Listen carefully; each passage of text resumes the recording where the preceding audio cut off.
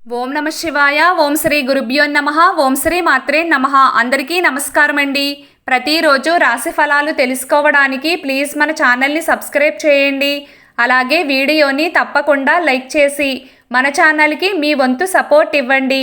గోచార్య రీత్యా వృశ్చిక రాశి వారు ఎటువంటి శుభ అశుభ ఫలితాలు పొందుతారో తెలుసుకోవాలంటే ఈ వీడియోని స్కిప్ చేయకుండా చివరి వరకు చూడండి. ఈరోజు వృశ్చిక రాశి వారు సర్వసాధారణమైన ఫలితాలను మాత్రమే పొందుతారు. ముఖ్యంగా గ్రహాల యొక్క సంచారం ప్రకారం గురుబలం బాగా తగ్గిపోయిన కారణం చేత మీరు అన్ని విధాలుగా జాగ్రత్తలు పాటించుకోవలసిన అవసరం చాలా ఉంది. ఈ సమయంలో అయినవారు ఎవరు కానివారు ఎవరు తెలుసుకోవడంలో మీరు విఫలం అవుతారు. ఇదొక్కటే కాదు, మీరు తెలుసుకోవలసిన అంశాలు ఇంకా ఉన్నాయి.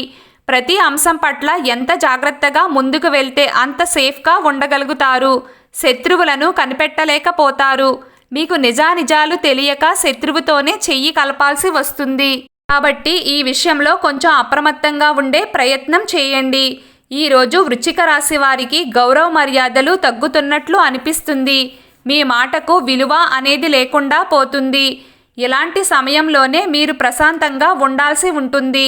కోపతాపాలకు పోయి ముఖ్యమైన వారిని అలాగే అయిన వారిని దూరం చేసుకోవద్దు. శత్రువులను పసిగట్టే ప్రయత్నం చేయండి.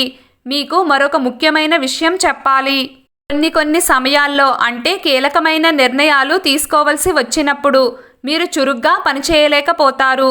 కొత్త అంశాల పట్ల చాకచక్యంగా వ్యవహరించలేకపోతారు. దీని మూలంగా మీరు వివాదాల్లో చిక్కుకోవలసి వస్తుంది. అలాగే ఆశించిన లాభాలను అందుకోలేకపోతారు. అందుకే ముఖ్యంగా వ్యాపారస్తులు ఈరోజు మొత్తం జాగ్రత్తగా ఉండాల్సి ఉంటుంది. తొందరపాటుతనాన్ని దరిదాపుల్లోకి కూడా రానివ్వకండి. ఏ నిర్ణయం తీసుకోవలసి వచ్చినా 1కి 10 సార్లు ఆలోచించిన తర్వాతనే ముందడుగు వేయండి.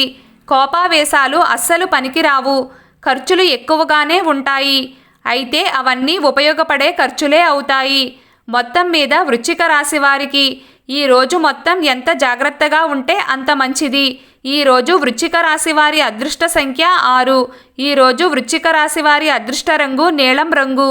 ప్రతిరోజు మీకు ఇష్టమైన దైవారాధన చేస్తూ ఉండండి. అంతా శుభం కలుగుతుంది. ఈ వీడియో మీకు నచ్చినట్లయితే ప్లీజ్ లైక్ చేయడం మర్చిపోకండి. అలాగే ప్రతిరోజు రాశి ఫలాలు తెలుసుకోవడానికి మన ఛానల్ని సబ్స్క్రైబ్ చేయండి. నమస్కారం.